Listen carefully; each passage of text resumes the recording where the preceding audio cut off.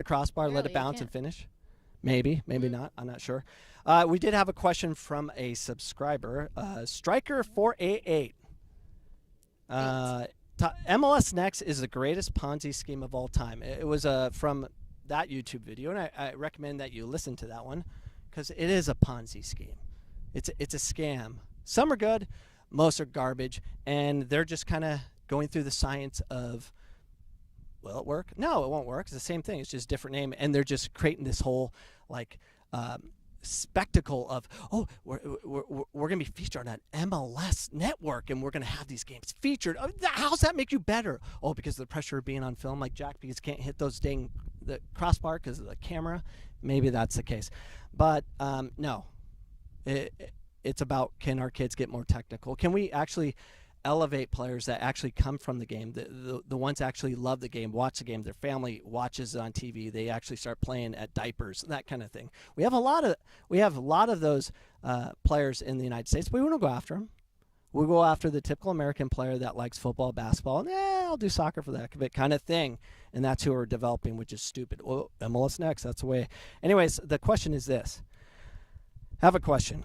Long question. I'm sorry. Have a 9-year-old son. We're moving to Florida in July. We were proactive and searched for clubs to try out for ahead of time. We got an individual training session, supplemental tryout, one-on-one with the director of coaching for his age. We drove all the way to Florida and had a 30-minute session. My son did very well. The director said my son was toward the highest level of players for that age. They put him on the pre-MLS Next 2 team, though. Pre-MLS Next 2 team.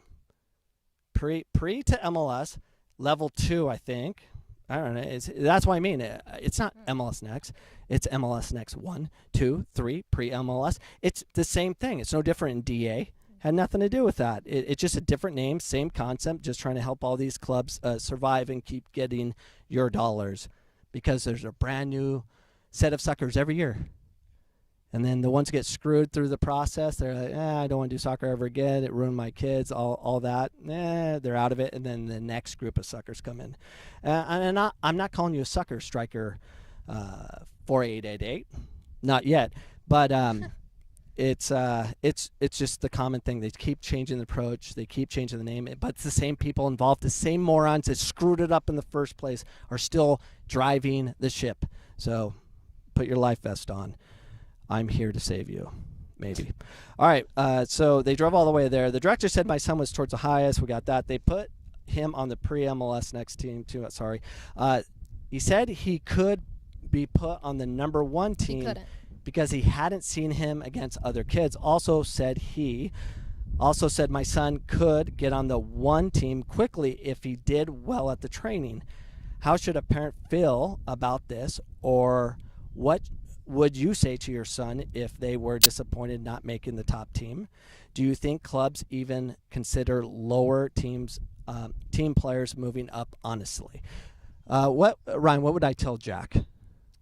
You would tell him it's BS and you wouldn't put him on the team anyways. Well, if he got dropped from Tuzos to the B team, I'd say, suck it up, Jack. Too bad. You better get better kind of thing. That's what I would say. But that's not the answer I'm going to give you. But we're going to go back to, speaking of El Rojo. Jack, let's see if you can do it. We're still waiting for you to pull this off, and I don't know if you can. Subscribers probably don't believe you in your answer there. Well, I haven't given an answer yet. No, your answer before, what you'd said. Oh. I don't believe in you. Yeah, I would say something stupid. All right, Jack, let's go. Hit it this time. You're embarrassing me. You got this. The approach. Jack strikes the ball. He hits the below. He went, no. You got the other ball. Got one more shot, buddy. Let's go. All right. He went over, now under. And Classic case of over again. Jack is average. Twice. Jack is average. What? Oh, I'm sorry. The bar. Okay. Is it smaller than most bars? He has one. Hey, use that ball. Let's go. Give you another shot. Move up to the white arc. That's where I told you to hit from. All right, Jack. Come on. You can do it. See it. Let's go, El Rojo. We only have so much film here. Hurry up. The approach. The kick.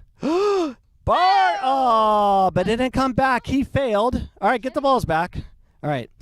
He needs the ball to come back to him. One bounce and then finish. It doesn't have to bounce, but. Not that any of this is really applicable to soccer. All right, answer to my question, Striker 4888. All right, number 1, adversity is good. It's okay to deal with adversity as long as there's a pathway for his development to improve, and here's what I think about the pathway. 2, focus on the process. So what is the process? My process is this. How many realistic game touches can he get that he actually gets to make a decision? The biggest problem with U.S. soccer and with kids in general, it's the number of touches in games and the number of decisions they get to make. And the reason I say that is because the reason the top players in the world grow up in playing countries where they actually play without a referee, they play on the streets with different ages, is because they get a ton of game touches without the stresses of the sideline or the environment that was created by some psychopath A-licensed coach screaming out, playing some stupid professional system versus focusing on the creative part of the game, the authentic part of the game where kids actually get a chance to make decisions and be creative through it versus some joystick coach out there telling them what to do and try to navigate them through development, through a tactical system, which is insane. So I believe this. You can't depend on one team. I always talk about find a coach. It doesn't matter if it's MLS Next or what club it belongs to. There's good coaches out there that focus on that, and it's typically Brazilians. Coaches from playing countries that want to play a certain way because playing a certain way is more important than winning. And it should be that way for the U.S. system for youth. That's how you develop players. You have to go through that process.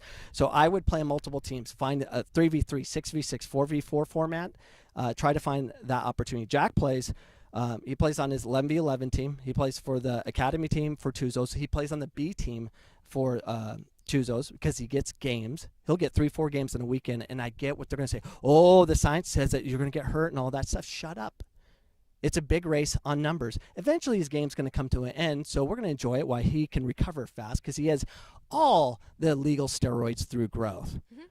He does. Speaking of Jack and his illegal steroids, where are you going? You got to go again. No, just set it down. All right, so I'll keep going until Jack's ready. And record the math. So Striker 4888, if you email me, I'll send you an Excel spreadsheet of Jack's math. And it'll talk about 3v3 tournament, 6v6 he plays on Friday. He also plays on a third 11v11 team in an illegal Latino league. Well, it's not illegal. It's not recognized by the state association, which is awesome because they create these BS rules and all this stuff. Am I zoomed in? Okay, because I keep walking towards you. I'm good? Okay. All right.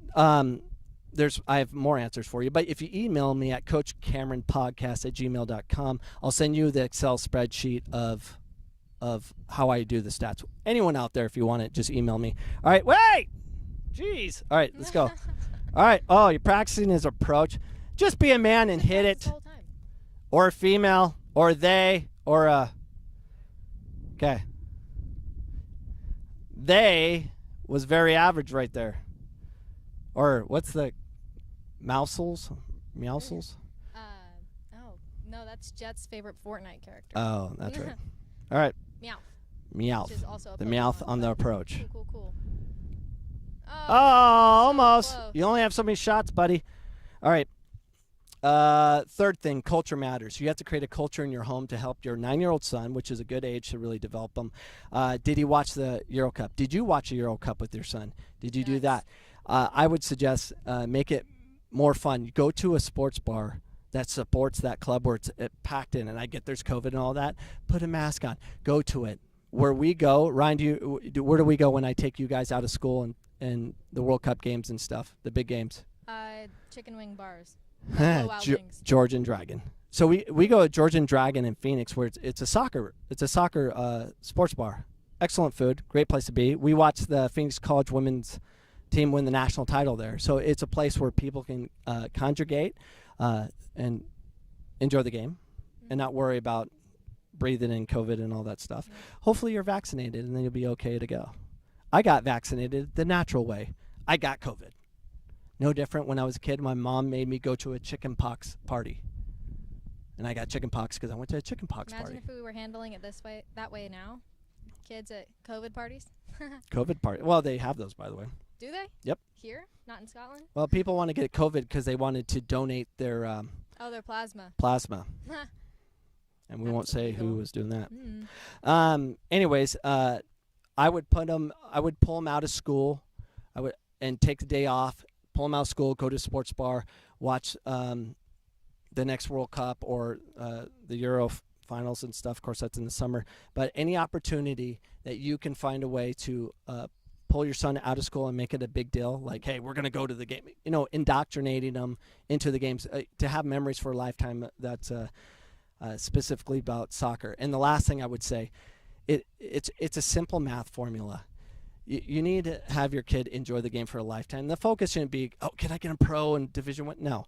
The focus is, will your kid play soccer for a lifetime? And that's the ultimate goal. Wherever it goes from there, that's really up to him. So I won't worry about the process. You want him to love the game for a lifetime. That is the ultimate goal. All right, let's give Jack another shot. All right, Jack. And thank you for the question, Striker. 1888, I think. All right, 2 shots. 4888. Oh, 4888. Sorry. But thank you for the question. Average. One more. Got some lacrossers coming. Not soccer, but lacrosse. What? This is how you get the kids to love the game? I don't know. I just like putting Jack on the spot. Mm-hmm. Almost. You only get one more chance. All right. That's all I have on that. And now Jack and I are going to do a session. Jack, I have a you have to come question. over here. I have to do a session. I have questions. Yes. Are you going to talk about the game that Jack played at all? Show any videos there? You might want to introduce him if you're going to.